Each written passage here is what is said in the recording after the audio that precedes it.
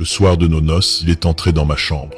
Je lui ai dit fermement « Je ne veux pas que tu me touches ou que tu t'approches de moi ». Il m'a regardé avec surprise puis m'a demandé « Pourquoi ?»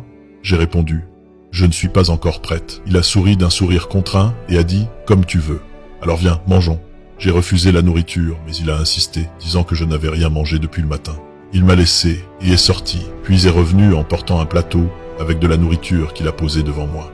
Il a pris son oreiller et sa couverture, est sorti de la chambre et a dit « Voici la clé de la porte, mange ton repas, et si tu veux te laver, il y a une salle de bain dans la chambre.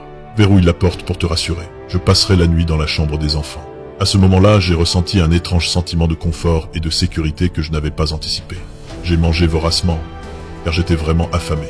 Et ainsi s'est passée la première nuit. Puis, les jours ont suivi le même rythme. La nourriture était apportée de l'extérieur toute prête, car je ne cuisine pas. Il déposait ma part, puis mangeait seul, loin de moi, jusqu'au jour où il s'est assis face à moi, avec un air sérieux, et a dit « Je veux te parler de quelque chose ». Mon cœur a tremblé, et j'ai cru qu'il allait aborder le sujet de la nuit de noces.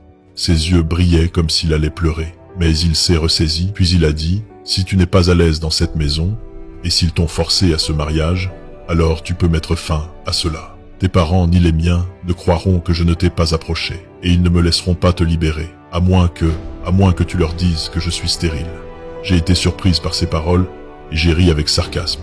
Stérile, oui, c'est ce que tout le monde croira. Quant à la vérité, c'est que je ne t'ai jamais approché. Je ne suis pas impuissant, mais je ne veux pas te mettre la pression, ni te faire du mal.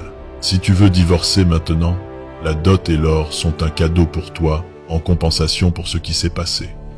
Ces paroles m'ont choqué et m'ont déstabilisé. Il était si sincère que j'en ai tremblé. Était-ce un homme qui m'aimait vraiment ? Comment pouvait-il se dénoncer lui-même et inventer un tel défaut rien que pour me sauver ? Je ne lui ai pas répondu. Alors il a dit calmement « Je ne veux pas de réponse maintenant. Prends ton temps et réfléchis.